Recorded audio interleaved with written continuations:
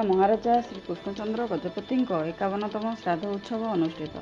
ଗଜପତି ଜିଲ୍ଲା ପାରଳାଖେମୁଣ୍ଡି ରାଜନଗର ସ୍ଥିତ Utech computer ସଭାଗୃହରେ ଆଜି ପ୍ରଗତି ମହିଳା ସଂଗଠନ ଏବଂ ୟୁଟେକ୍ କମ୍ପ୍ୟୁଟର ଏଜୁକେସନ୍ ସେଣ୍ଟର ଆନୁକୂଲ୍ୟରେ ପାରଳା ମହାରାଜା ଶ୍ରୀ କୃଷ୍ଣଚନ୍ଦ୍ର ଗଜପତିଙ୍କ 51ତମ ଶ୍ରାଦ୍ଧ ଉତ୍ସବ ଅନୁଷ୍ଠିତ ହୋଇଯାଇଛି।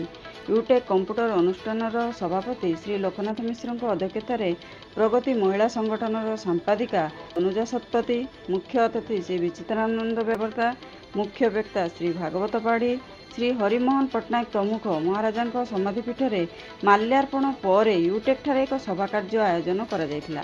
ଏହି ଅବସରରେ ପାରଳା ମହାରାଜାଙ୍କ ଜୀବନୀ, ଓଡ଼ିଆ ଭାଷା ଏବଂ ସ୍ୱତନ୍ତ୍ର ଓଡ଼ିଶା ପ୍ରଦେଶ ଗଠନରେ ଭୂମିକାକୁ ନେଇ ଅତିଥିମାନେ ସ୍ମୃତିଚାରଣ କରିଥିଲେ। ଏହି ପରିପ୍ରେକ୍ଷୀରେ କୁଇଜ୍ ପ୍ରତିଯୋଗିତାର ଆୟୋଜନ କରାଯାଇଥିଲା। ବିଜୟୀ ପ୍ରତିଯୋଗୀଙ୍କ ପୁରସ୍କୃତ କରାଯାଇଥିଲା। ମୁରଲୀଧର ପରିଚ୍ଛା, ପାୟଲ ପାତ୍ର, ସତ୍ୟବତୀ ଦାସ, ପଲକ ପାତ୍ର, ସ୍ନେହା ବେହେରା, ପ୍ରଣବ ପଣ୍ଡା, ତ୍ରିପତି ପଣ୍ଡା ପ୍ରଭୃତି ଏହି କାର୍ଯ୍ୟକ୍ରମକୁ ପରିଚାଳନା କରିଥିଲେ।